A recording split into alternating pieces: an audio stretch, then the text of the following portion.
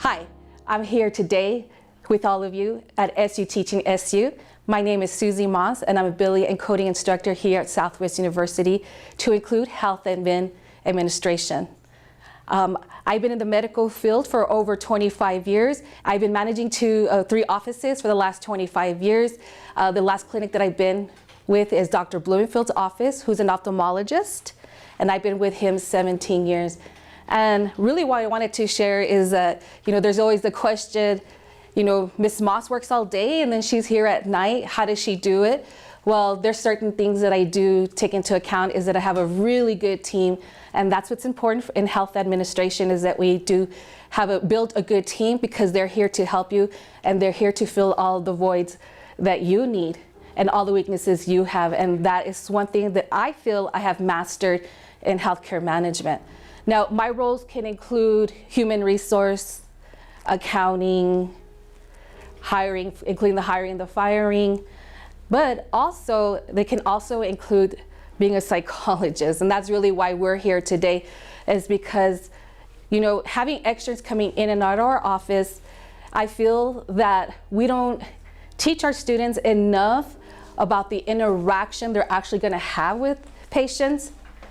We teach them what's going to be expected of them. We teach them all the skill on what they're going to do, but we don't teach them enough about how do we interact with them.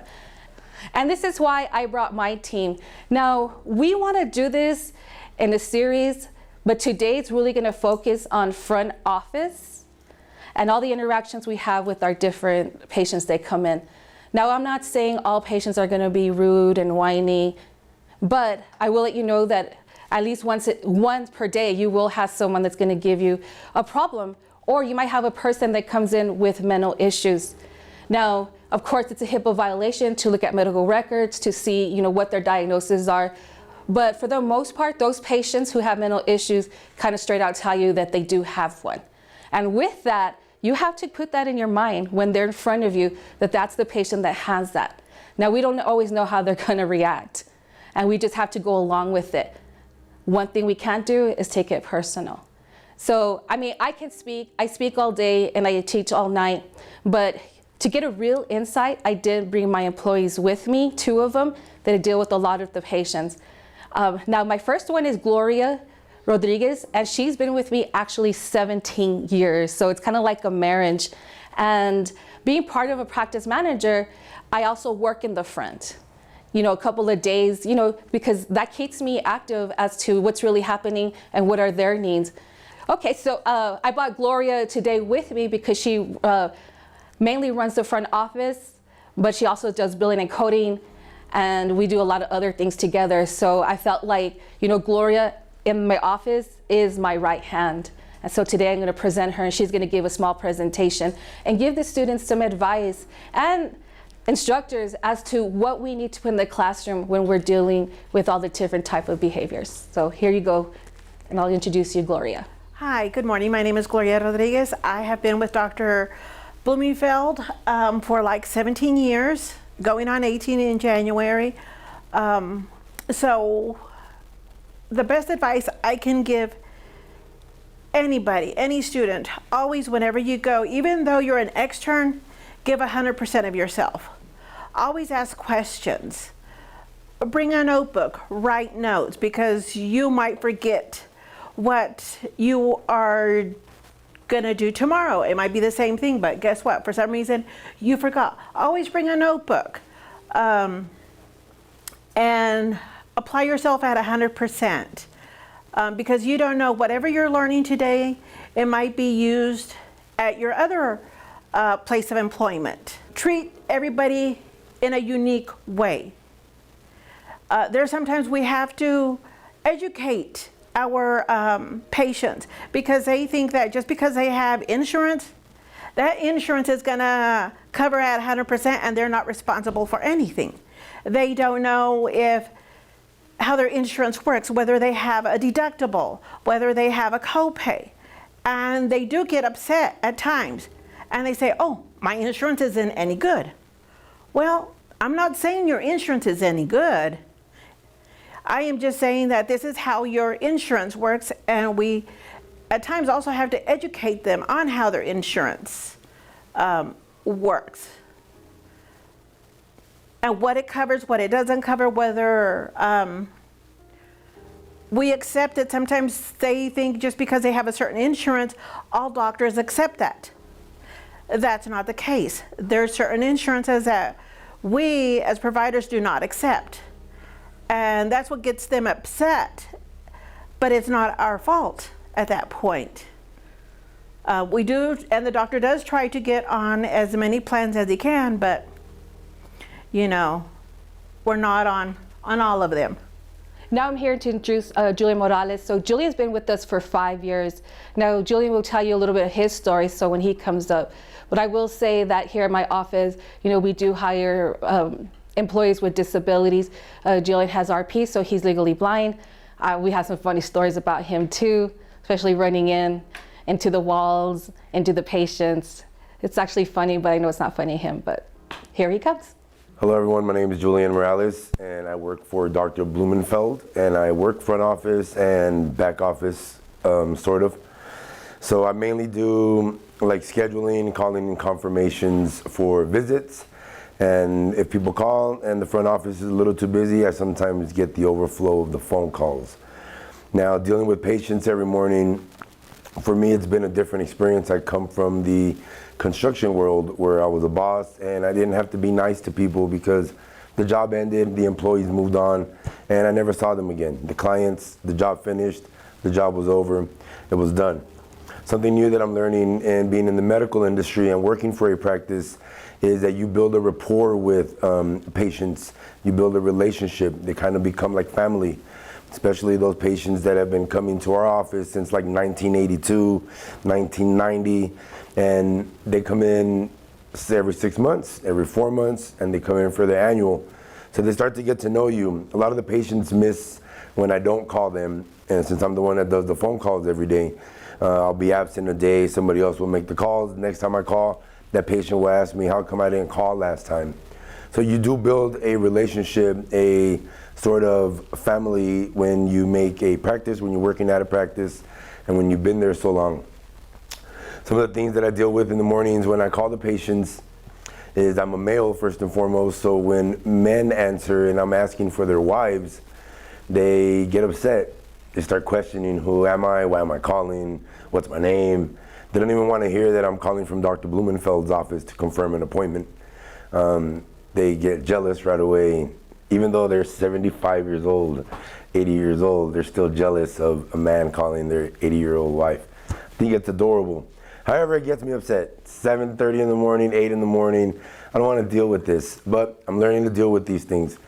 Like Susie said, there are patients that come in and have a lot of mental problems, as do I. I have PTSD and I suffer from some other stuff along with my blindness. So at times it can be, we could be on edge when there's a situation that arises and I'm dealing with a flustered or frustrated patient. And at those times, since I know I can't handle the situation very well, because of my attitude, I switch it over and I hand those calls over to Gloria or Susie most of the time. But it is a challenge every day to wake up and to deal with those patients that want to be rude and basically make your life a little bit harder that morning. But there are those patients that are great, that wish you a good morning, tell you God bless you on the phone call, ask you how your day was going, and basically just want to have a conversation. A lot of our patients are 70, 80, 90 years old. I guess a lot of their kids don't call them, they don't have people to talk to. So when I call in the morning, I'm rushing to get through phone calls, and they're like, "Ay, mijito, good morning. How are you? I'm in my dialysis right now." And I'm like, I'm just calling to confirm your appointment for tomorrow at 9:30 in the morning. I mean, yes, the nurse is so nice. And I'm like, yes, ma'am, but are you coming tomorrow at 9:30? Ay, mijito, last time I went, the doctor, he didn't speak English, Spanish. Do you have the, yes, ma'am, but I'm calling to confirm your appointment for tomorrow at 9:30. I'm trying to rush out. I'm limited on my hours since I'm disabled to work, so I'm trying to rush. And these men and women, they just want someone to talk to. So, like I said, it's something I'm learning to deal with, and it's something that I'm learning that a practice is the core of their practice, is becoming family with your patients with those that come, those that are following up, being on top of their things, and acknowledging them when they come in, remembering things about them.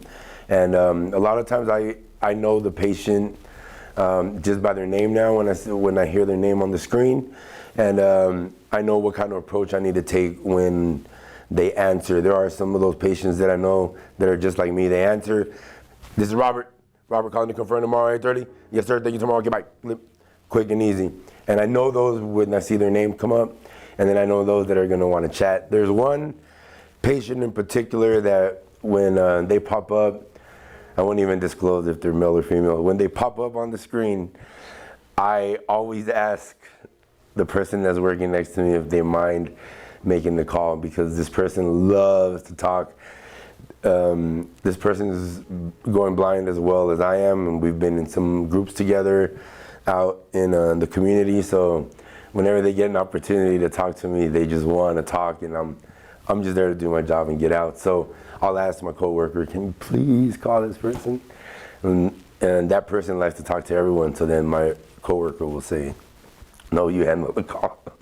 So you get patients like that, and then we do get patients that love to bring us in snacks and cards and acknowledge us when they walk in, and they bring life to the office. Sometimes when we're in a bad mood, those patients come in and brighten up the day. So a couple of things that I've learned in working in the medical industry is be nice to your patients. Always remember, we'll be that age one day, we'll need that help, and we'll want people to be nice and kind to us as well when we go to the doctor's office. So I've learned that. I've learned to be respectful to my coworkers. You know, like I said, I do have some stuff that I deal with as well, and that surfaces at times, but I'm learning to deal with that. Going blind isn't easy. I'm always on edge. It seems like I'm in a bad mood, but it's just frustration from not being able to see. So it comes off in the wrong way. But if I'm understanding of myself, then I have to be understanding of others. So that's the approach that I try to take. And when you guys are out in the office, interacting with folks, your coworkers especially, your patients especially, they're the ones that pay your checks. Without patients, you have no check. You have to be nice, welcoming, and have them coming back to your office with a smile so that they're willing to spend money with your doctor, so your doctor writes your check. Other than that, that's all I have to say. Y'all have a great day. So this concludes our presentation. I hope you enjoyed it. Now remember, this was front office. If you like what we did today, put the likes on SU Learning, and we'll come back and do the segment on back office. If you like that one, we'll continue and do billing and coding. Now just remember, just like Julian said, be nice, be kind. Any last words, Gloria? Remember, this will be your work family. So treat everybody with respect, with kindness, because guess what? You're going to be working with them tomorrow once again. And we all want to work in a friendly, safe environment. Julian, do you have anything else to say? No, that's it. Y'all have a good one. Sure. Bye.